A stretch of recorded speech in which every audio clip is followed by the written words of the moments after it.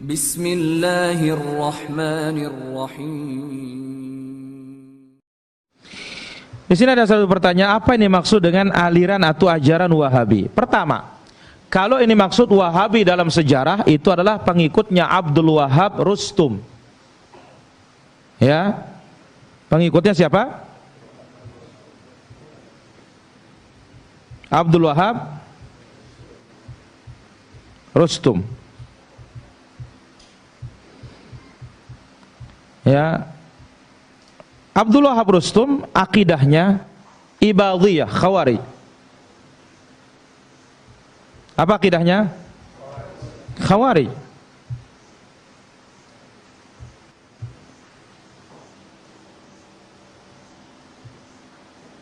Jadi ada beberapa perbedaannya para hadirin rahmatullah azza. Pertama, sisi syakhsiyah, personalnya, Ibadiyah ini adalah kelompok yang diikuti oleh Abdul Wahab Rustum. Adapun yang dikatakan Wahabi yang ada di Saudi, ya, hakikatnya beliau adalah Muhammad ibn Abdul Wahab. Ini tidak cocok dalam bahasa dikatakan Wahabi, karena namanya Muhammad bin Abdul Wahab. Nama Wahab itu bapaknya. Ya, maka yang pintar-pintar ilmu nahu tolong dulu perbaiki nahunya. Ya. Kalau Abdul Wahab Rustum memang namanya siapa? Abdul Wahab Rustum. Cocok namanya Wahabiyah. Tapi kalau dakwahnya Syekh Muhammad bin Abdul Wahab yang ada di Arab Saudi ini tidak cocok secara bahasanya, karena namanya Muhammad bin Abdul Wahab, seharusnya Muhammadiyah.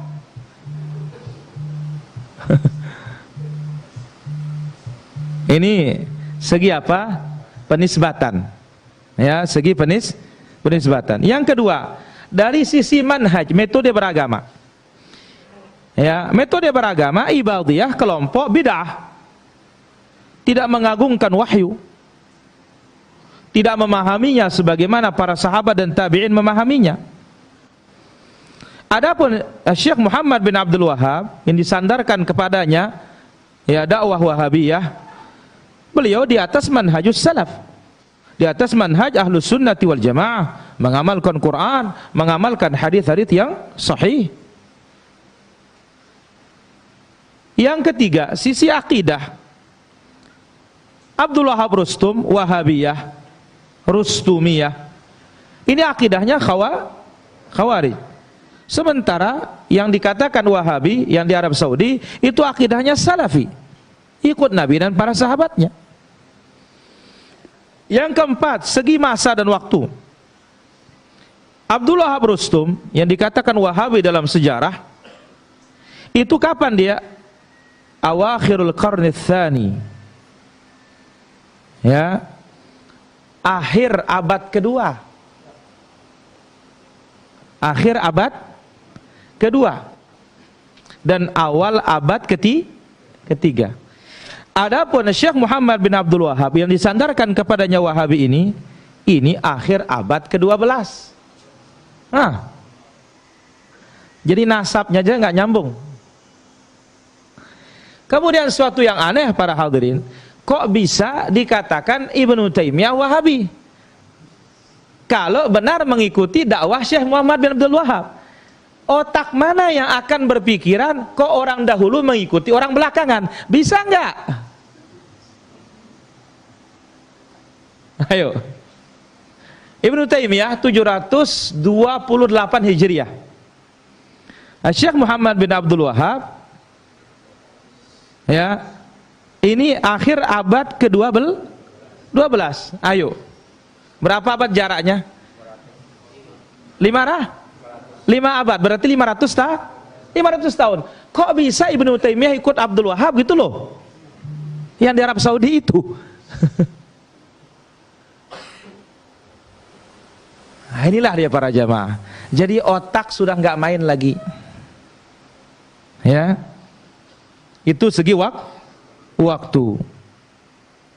Dan yang lainnya ini disebutkan oleh para ulama kita sisi furuk perbedaan-perbedaannya.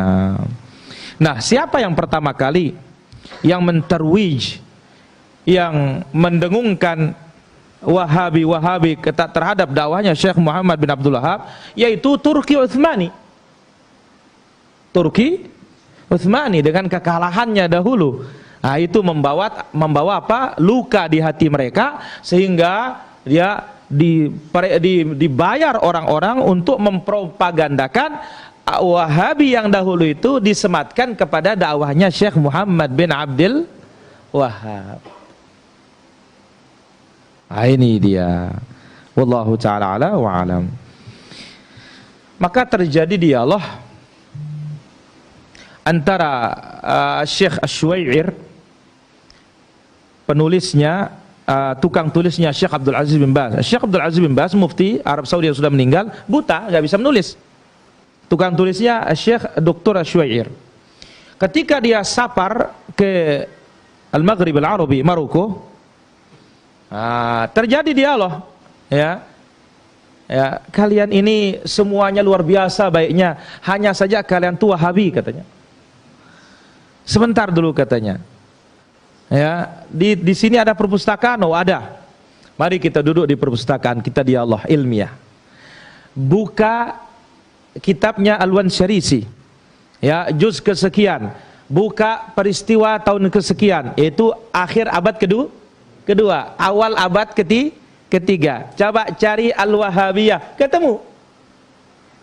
Nah, kemudian setelah itu buka biografinya Muhammad bin Abdul Wahab tahun 1200. Nah, siapa yang Wahabi ini? Muhammad bin Abdul Wahab atau Abdul Wahab Rustum?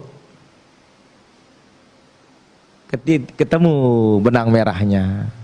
Jadi jangan kita mau dibodohi oleh apa sejarah yang palsu. Ya. Sejarah yang palsu. Wallahu taala ala wa alam.